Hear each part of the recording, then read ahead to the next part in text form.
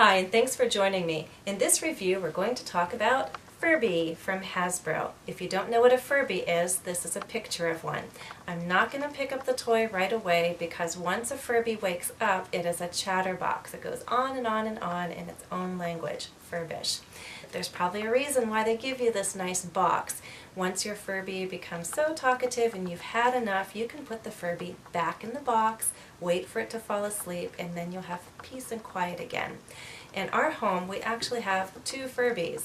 That's because we have two children, and both of them put Furby at the top of their Christmas wish list. Furbies are for ages 6 and up. Since we have two children going on 6 and 8, it was an age-appropriate toy. Overall, it's a fun toy. It's really cute, really funny, but I will say thumbs down on the price because Furbies go for anywhere from $50 to $90. That's way expensive. I don't advise anyone to get a Furby for $90. Even at $50, that's rather pricey, but for a special occasion, birthdays, Christmas, it could be a nice present. They do come in different colors. And my children indicated that they wanted gray and aquamarine, so I felt lucky that I could find these colors for around $50 a piece. Batteries are not included. We found out the hard way. There's probably a reason why they recommend Duracell, meaning quality batteries. We originally put in bargain batteries, the kind you buy in bulk at a pharmacy, and the Furbies just were not performing well. And then once we switched to the Duracell batteries, everything was fine. It does come with an instruction manual, like a little insert.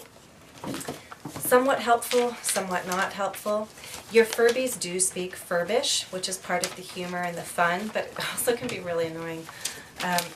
In the insert, they give you a short list of translations from Furbish into English. The more you interact with the Furbies, they do speak more English, but I don't know, are the Furbies learning more English, or are my children learning more Furbish? That's a good question. Even I know that Da'ela Utai is good morning. That's what they say every single time they wake up. So it is kind of cute, but they can be so chatty. So sometimes you just have to take the Furbies out of the room or just let them fall asleep. I do wish they'd given a little bit more information in this owner's manual. They say the way you treat the Furby shapes its personality. Okay, but how exactly? We had to find out the hard way what exactly is mistreatment of the Furby. My daughter thought she was waking up her Furby by tilting it. Turns out Furbies don't like to be turned upside down. My son thought he was using the app in a good way, feeding his Furby. Turns out that no, Furbies don't like to be fed too much. So overfeeding Furbies, turning them upside down, counts as mistreatment. What does that mean? It leads to your Furby becoming angry and its personality changes. It's kind of scary. It gets slanty eyes and this scary voice. The good news is that it can be switched back. You can help treat your Furby in such a way that it becomes a happy little toy again. But until it makes that shift back into a happy Furby, it's kind of scary. Okay, so I said thumbs down for the price. Thumbs up because it's entertaining. But again, I wasn't too happy with all of the information or lack of information in this insert. However, I will give Hasbro some credit for their support line. There's a 1-800 number, and I've used it 2 times, and both times I was connected to live support, and they were very helpful, very patient, very courteous. The first time was because I didn't realize our one Furby had entered a deep sleep mode, and so I was guided through the process of taking out the batteries, putting them back in, resetting it, and then everything was fine. The second time was to call about the angry mode that our Furby ended up in because we had been mistreating it unknowingly. And again, the representative was helpful, gave me some advice how to help the Furby shift back into the happy mode. I felt kind of ridiculous, you know. My kids were at school and I was talking to the Furby in a happy voice and tickling it and holding it and playing good music for it so it could dance and feel happy again. Eventually it did work, but so there's a bag of pros and cons here with the Furby. Is it worth the price? You're going to have to make that decision yourself. My kids love the Furbies. They're really funny. You know, they have fun interacting with the Furbies, and it's fun just to watch the two Furbies interact with each other. Like I said, now that we're informed about how to treat the Furbies and what not to do with the Furbies, it's easier to take care of them.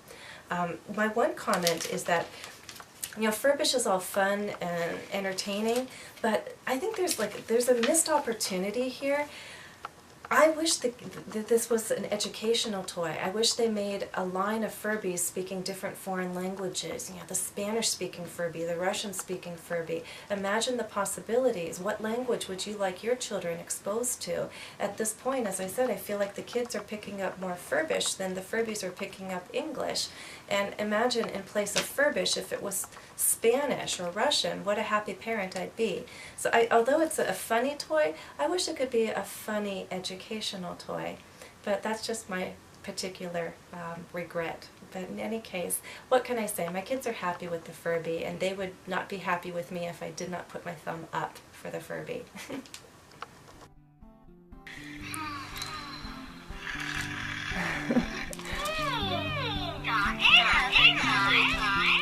What was that, guys? What did they say? Good morning.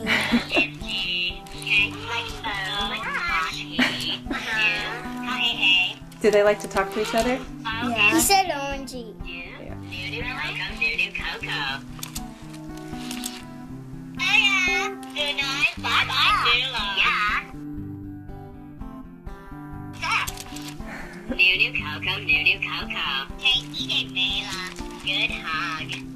Good hug.